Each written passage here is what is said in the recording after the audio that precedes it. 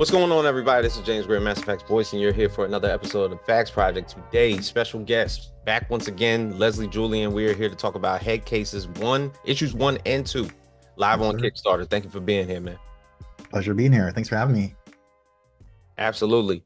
So to get right into it, now note there's a little bit of I guess of similarities just between the two books that we've gone over so far, whether it's been Savage Wizard, whether it's been this particular comic that you basically put out.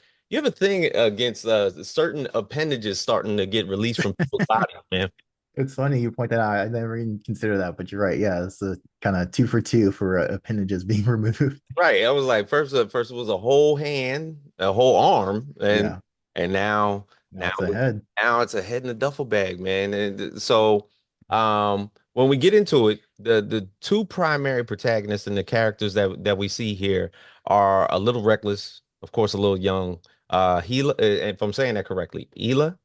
It's Hila or like yeah, Hila basically. Okay. You got it. You got Hila and Ramon. it. So note that just from both those names, I can honestly tell that you do live in Texas. So they're in high school, they're a little bit rambunctious and everything, and they're pretty much, like normal teenagers nowadays that get bored very easily. Subway ride home with her friend, notices a stranger with a duffel bag and decides to like play either like a prank. Mm-hmm. Is that what we're looking at here? Yeah, we're Oh, basically calling a prank. A prank gone wrong. yeah, because when I was looking at it in the beginning, I was thinking, oh, well, Hila's just a pickpocket. Yeah, That's the way I kind of like looked at it. yeah. No, it's If pretty I much like she kind of going out of her way to do some stupid and not kind of caring about obviously how it's gonna mess up this guy's day. And unfortunately for her, it messes it up real bad, and he ain't gonna let it slide. Oh my God. And Ramon, her best friend, is more so like the voice of reason. Mhm. And so, how does this basically take place? Because there has to be more so, I'm going to say, between the two issues, maybe like a backstory if we're gonna talk about like their relationship and Mhm. why did this formulate this particular day. Yeah. So issue one basically just gets right into it. Like, it's breakneck speed. It kind of starts, like you said, they're bored. Hila, she's just always had, or not always, but kind of had this feeling lately of like, man, like life is boring. I wish I was doing more. And issue two kind of circles back like a little bit and kind of tells you what kicked things off. So she met up with a cousin of hers who is telling her, like, she's destined for greatness. She's going to do all these amazing things. Hmm. And you maybe not don't just live that average ordinary life, like do something wild. And this unfortunately inspires Hila in like the most dumbest way possible, unfortunately. And she decides to jack this bag, and things kind of kick off from there. But issue two, we like I said, to step backwards a little bit, and you see a little bit of that motivation, and you see a little bit more of also Hila and Ramon's relationship and kind of how they first met and kind of what brought them together. That's what I kind of figured. Now, Mm-hmm. I'll ask you this one question. Have you ever heard of a 1997 film called Eight Heads in a Duffel Bag? I have. I have. I've seen parts of it. I haven't seen the whole thing. I really should watch the whole thing. It's funny because like you pretty much have the mob in this movie, like almost Yeah. like a psychotic hitman. Let's just Hmm. say it like that. In Eight Heads in a Duffel Bag, it's a mob hit, and Right. in the duffel bag is about eight heads that he has to drop off, but he keeps losing. Yeah. And Is it Joe Joe Pesci in it? Joe Yeah, yeah. Pesci, Joe Pesci's Yep. character. Yep. So like it's funny when I first like read the summary for the that was the first thing that popped in my head. Same. I know it's like it's in part of my pop culture like consciousness, even though I haven't seen like the full thing. Like it's just like, oh yeah, he heads the duffel bags. Like head case is kind of like that. Yeah. So it's funny. Even like when I kind of do like elevator pitch a lot of times, I'll kind of say it's like uh Ferris Bueller's Day Off with eight heads and duffel bag. Yeah, yeah, and I'm guessing for the most part it has those type of like remnants in there as well Hmm. because of the teen aspect, Yeah. like a Ferris Bueller Day Off, to where it's like they're playing hooky or something like that. But the thing is, not only that, or better yet, Adventures of Babysitting. Mm, You know, to yeah. where you come to find out that certain people that are interacting with them, whether there's the people trying to capture them to get the heads back, or better yet, the kind-hearted Trammell, the FBI agent. Yeah. So never, you don't find that character too many. A kind-hearted law enforcement agent. Right. Why write that storyline in there? Did you need, I guess, as far as like the emotions of basically just like a almost like a high chase? Did you need somebody with a little bit of empathy? Yeah, we wanted to kind of inject someone who so Trammell, who's the FBI agent you mentioned, is basically a little on the greener side. So like, he's not so jaded. He also is kind of their introduction or their way of kind of understanding a little bit more about this guy who's chasing them, this hitman. So it's like he kind of gives them the background on this guy and also kind of pulls them into a little bit more of what's going on versus like, yeah, they're just being chased and not knowing what's happening. So that was a kind of good way of interjecting a little bit more of that context into the story for them. Right, right. And the thing is, like, for the most part, um, the returning of this head Mm-hmm. becomes, I guess, a sort of skepticism between the both of them. Yeah. Like, if we turn it in, we're gonna die. It was like so and I could see this like out of normal teenagers like basically not being able to register the appropriateness or better yet the situationness of exactly what's happening because when they find the head, they could have just ran away from the bag. Right. Could just left it there and pieced out. But no, instead they have a situation where um almost caught, you said, red-handed or with the head Yeah, on them, and so they freak out and take it with them to school, and that kind of again like kind of extends their issue. But like really, yeah, if they had just kind of left it there, then maybe they wouldn't be into the mess that they are now. But kids, and not just kids, just a lot of people do dumb things, and especially exactly. when the things are heightened. So you can really see that here in this situation that we set up in that case. And to be blatantly honest, if they would have left the bag there after looking inside of it, there wouldn't be a story. Right, right, You know? exactly. So The end. No one wants to see a that would six-page have been it. It just 6 pages. Yeah. Wrap. But as far as once we jump into issue two, like this takes a little bit more of a broader sense because you said you do go into sort of an like I guess a backwards rewind into the Hmm. story of Ela and Ramon as far as like what basically ticks inside their brains as far as like doing the things that they do. Now, Ela just seems like somebody that's like really spontaneous. Yeah. Somebody that just like To a fault, obviously. yeah, obviously, and wants to just like have the time of her life while she's young.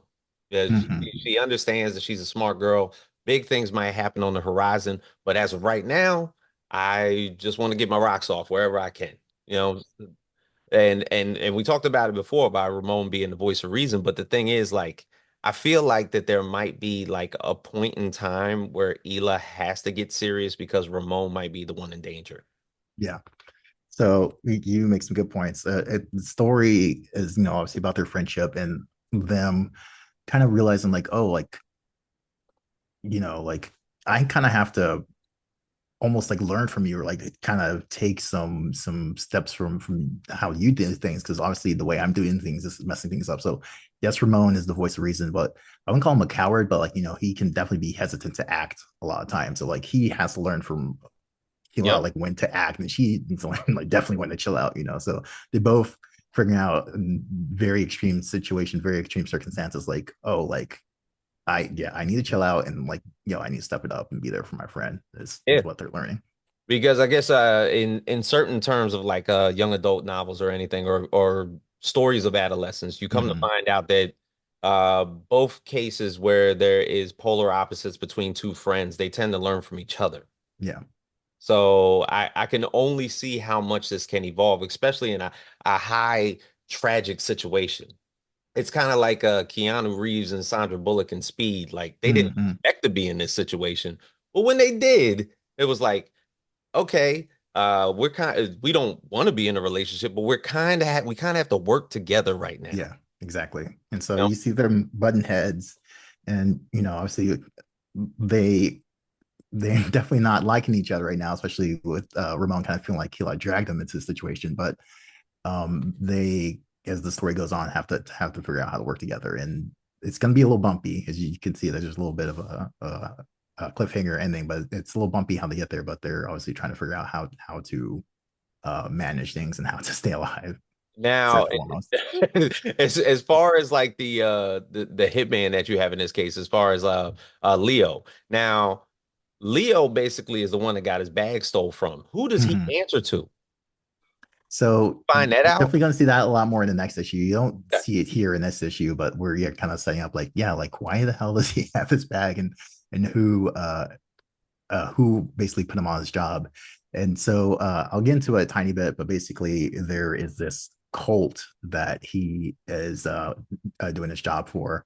We kind of tease it a little bit, but I'll give you a tiny spoiler. His he lost cousin. There's a little bit more than meets the eye, and you can kind of see also in the panels or pages that follow. There's a little bit of like messaging, like in the graffiti, like on the walls of like this cult that's kind of in the background that is kind of ordered Leo to do his job and deliver this head, whoever this head belongs to. Damn. So so this could take like in a very twisted turn. Oh yeah, it's a little So twisted story. so is it almost like I guess a sort of what you're saying here, he works for a cult. Is there more of like um a secret society in this town that nobody understands, but happens to be in like plain sight of certain people that want this head? Yeah, they yeah exactly are operating in plain sight. They're a big cult. They're like a doomsday cult, but like I kind of at the point where now like either people aren't taking them serious or like like things haven't chopped off as they have now with the head being chopped off. But yeah, it's stuff like an escalation of things that brings us to the head being cut off. And even more poignant, whose head is that? All right, So that might come out later. yeah, it's actually coming the very next issue, which will Okay. hopefully be kickstarting spring, summer next year. But yeah, that's you're gonna find out like I immediately see. in the next issue.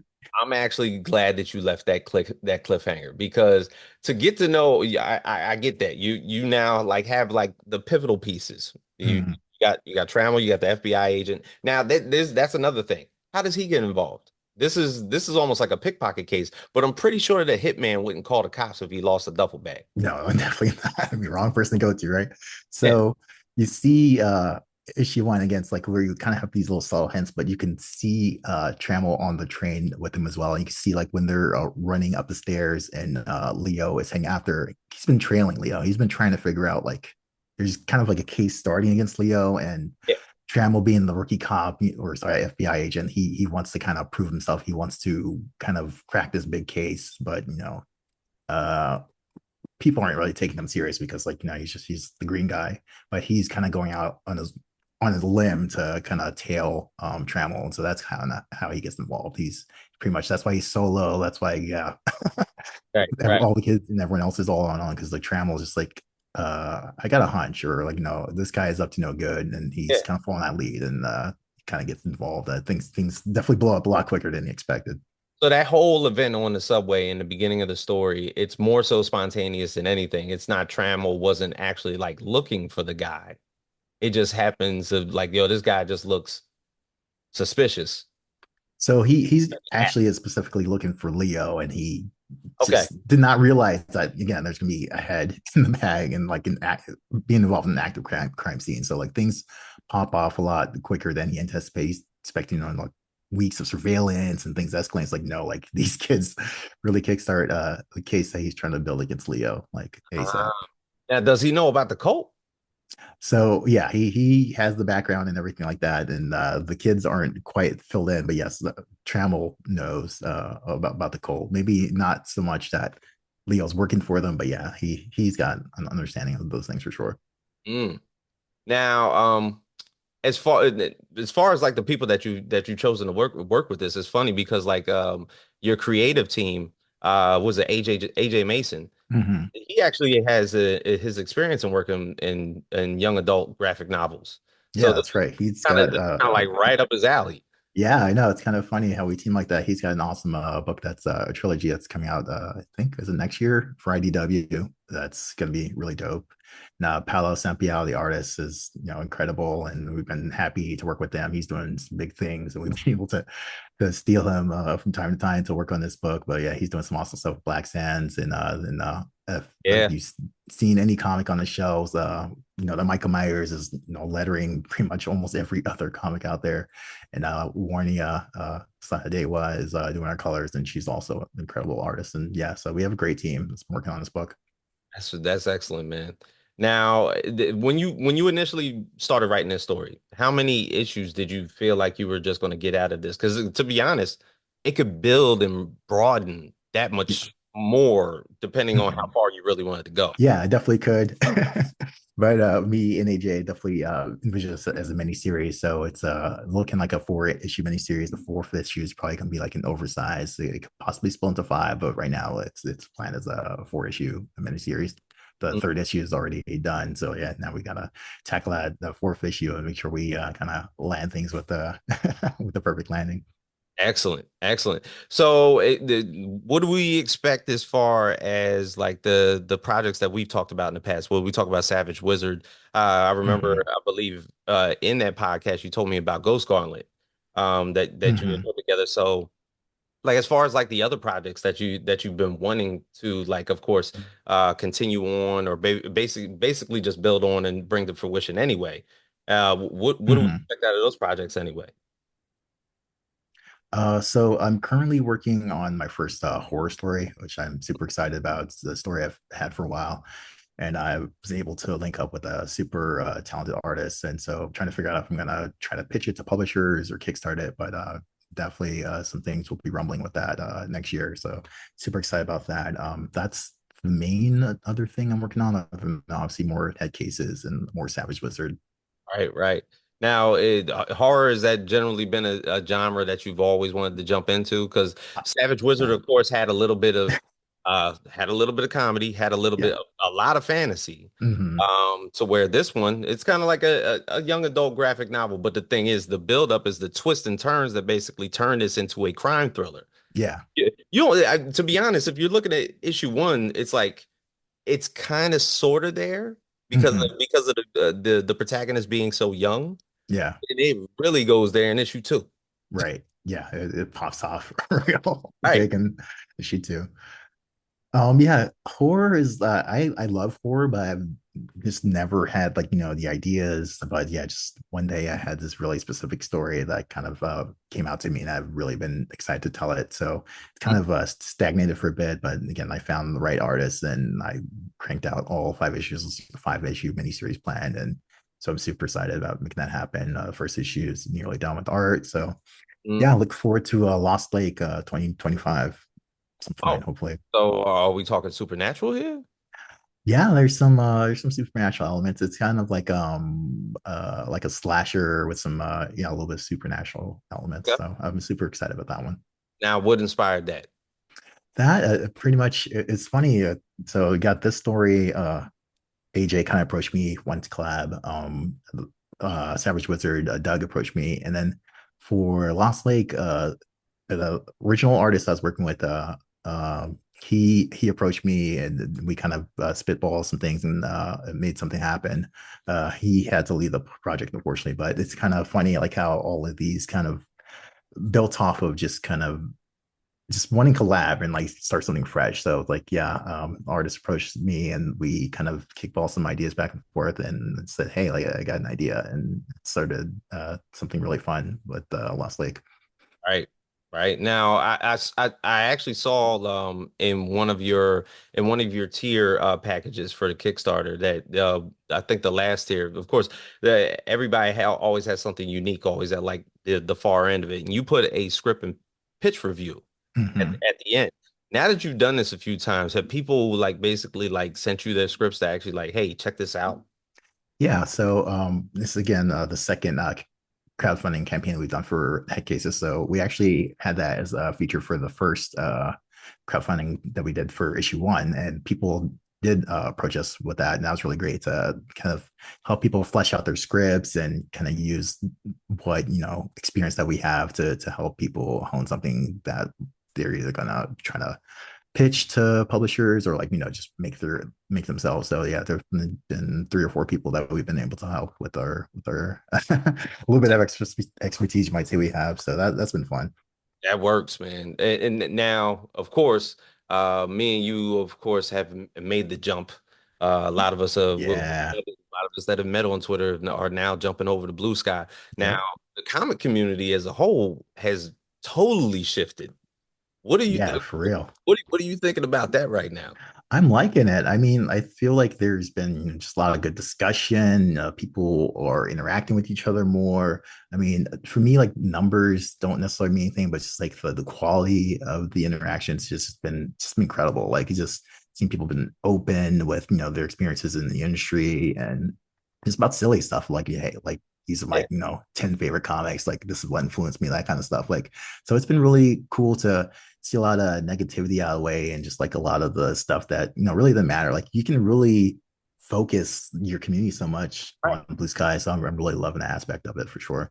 And I think even from the standpoint, a lot of like the indie creators and even just the indie podcasters, we're getting a chance to like actually have engagement with some of the mainstream ones, and Oh yeah, we're just it's been unreal. Like I've been that's some been people that I look up to have been following me and interacting with me. It's really been really cool. I could thrown back when I think it was Tom King had like followed me. I was like, wait, hold, whoa. Yeah, what's going on? What is this? I Am I dreaming? was like, yeah, no, yeah, I don't know. I don't know what's happening here. Yeah, I don't know if he meant to do that. I think he clicked it by finger accident. slipped. But now you say you basically had opportunities of engagement. Was there anybody in particular? No one in particular, but like I said, it's just been a lot of cool people that I Yeah. look up to that have been following me. So I just kind of taking it in stride and not trying to be a fanboy or anything. Like, Oh, wow, yeah. like this is cool. This is dope. Do you feel like there's anybody missing? Because it's only been on I think 12 million people that have signed up, or no, 19 million right now. Yeah, yeah, So it's like, climbing. yeah, has anybody not made the jump yet that you're I'm looking? sure there are. Like I can sometimes do a bad job of knowing like who's on there and everything. But I would say like most of the names I recognize, like they've already made the jump. So I'm sure Yeah, there's a few holdouts. Like I'm still kind of on both worlds, but I mean, yeah, at some point you probably gotta hop off the ship, the old ship, so to speak. or no, I totally get that. Also, when we're talking about the fact of Kickstarters, and I know you said you with your with your heart was it Lake House, correct? Lost Lake, you're good. Lost Lake, I'm sorry. Mhm. Now you said that more than likely you said you might have the opportunity to do it as a Kickstarter, but you also want to pitch it to a Yeah, I publisher. want to try to go the traditional route and pitch, and I've done some pitches, and unfortunately, nothing's been successful yet. But I figured I'm at least gonna give it a try, and if Yeah, no one's feeling it, then hey, Kickstarter. That's the great thing about Kickstarter. I can just make it happen versus waiting this is true. forever or not hearing anything. So that's the beauty of Kickstarter. Now, when we're looking at basically the acts of getting things published as opposed to doing your Kickstarters, do you feel like Kickstarter builds you up a better resume to make those pitches a little bit greater when you have Oh yeah. successful campaigns? Yes, because you're obviously showing editors, publishers that hey, I can finish something, and so like every successful Kickstarter, every book that is created like that is just another feather in your resume that says okay, like this person can make something happen. They have a following, So I'm definitely hopefully building towards something with all these campaigns. Do you find yourself jumping into outside of your own projects, collaborating with other people on theirs? A little here and there. I feel like, especially now that I'm building like my community, I'm here in Texas, like you mentioned earlier, and Mhm. I still have some really cool, writers that will kind of go back and forth and like kind of share stuff that we're working on. Like, hey, like I need some help with this dialogue. Like, can you give me a suggestion? Or like, I was just talking to Doug actually from who worked with me on She Won the Yeah, Savage Wizard about trying to figure out comp titles because I'm trying to query a graphic novel thing. So it's like that kind of thing. And then, working with artists. asking them to look at things like, hey, what do you think about this pose? Or, just kind of if they can help me with tweaks or stuff like that when I'm getting art back on projects like, head cases or Lost Lake even. So it's just great to kind of have that collaboration, even if I'm not working on something directly with someone, to be able to just hit them up in the DM like, hey, like, can you take a look at this and get their feedback and get their 2 cents. True. And then you talked about head cases, of course, having maybe possibly like 4 issues.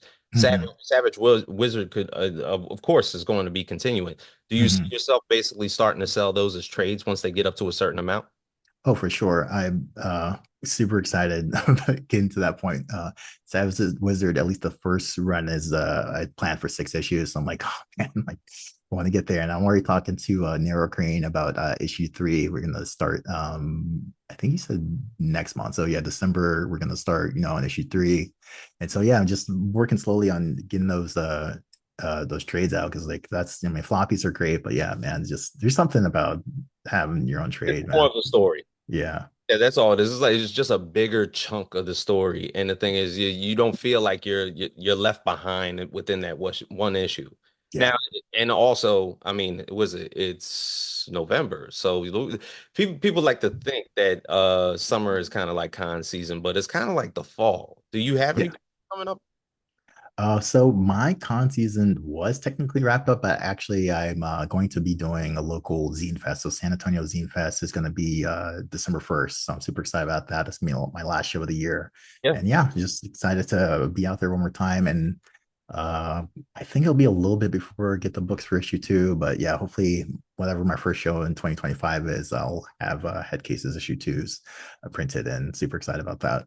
Yeah, because I'm about to say Texas is a big state. I can imagine that. Like, what is the comic book community like down there? Because the only other person I know down there from Texas Mhm. is Travis Hill.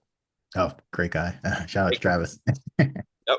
I met him for the first time at where did we meet? Staple, which is a great show, indie show in Austin. So there's a cool scene all over. I'm in San Antonio, so scene's a little bit smaller, but I've been able to meet some cool local folks here. But a lot of people I'm meeting are in Austin. I go to a few shows in Austin that have been really good to me. Like Staple again is just an amazing indie focused show. That's really great. So yeah, there's definitely an awesome, and thriving scene like all over, in pockets of Houston, Dallas, Austin. Even there's where is it? There's a bunch of guys I met out in Waco that are just starting their own thing. So like, So, yeah, wherever you go, I feel like there's a little pocket. Yeah, Waco, I know, right? Shout out to those dudes. hey, you talking about West Texas now? Oh Yeah, man, okay. So, hey, brother, I appreciate you doing this with me. Head Cases right now, of course, has reached their goal. So, yep. congratulations already. I was going to give Thank you you, thank you. congratulations in advance, but it's already pretty much done. Yep. You got 5 days left in the campaign. Now, pretty much, when do we expect to get this book in everybody's hands?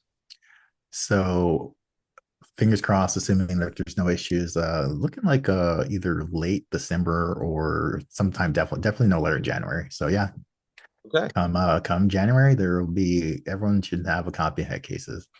Excellent. Excellent. So, thank you again for doing this with me. Of course, as always, welcome. Glad to have you back. Of No, likewise, same. Really appreciate it. course. So Lesly Julian, head cases, of course, 5 days left in the campaign. Issues 1 and 2 now live on Kickstarter. As for myself, James Grandmaster Facts Boyce, we will see everybody next time on the Facts Project. Go out and get head cases right now live on Kickstarter. So for everybody here at the Facts Project, we are out.